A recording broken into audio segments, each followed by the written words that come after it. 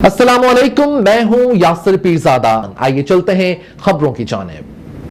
Sialkot scholar news CEO Khurram Mir की report के मुताबिक डस्का का दिल दहला देने वाला सानहा मोहसिन कौरी अपनी फैमिली और अजीज़ों के साथ डस्का से सवात सैर व तफरी के लिए गुज़श्ता रोज़ सवात गए थे, जहाँ मोहसिन कौरी की 4 साहबजादी और ख़ानदान का मजीद 6 अफराद दरिया सवात की बहरहम मौजों की नज़र हो गए। सैर तफरी के घर से सवात जाने वाले डस्का के रहायशी मोहसिन गौरी का ख़ानदान दरिया सवात के बहरहम रेले के नज़र हो गया। अलमनाक वाक़े में मोहसिन गौरी के 4 कमसिन साहबजादी और ख़ानदान का मजीद 6 अफराद दरिया के तेज़ बहाव में बह गए।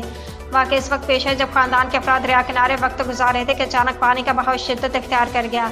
लम्हों में खुशियों भरा मंजर मातम में बदल गया। मुकामी अफराद और रेस्क्यू टीमों ने फौरी कार्रवाई करते हुए तलाश का अमल शुरू किया। ताहल चंद लाशें निकाली जा चुकी, जबकि बाकी अफराद की तलाश जारी है।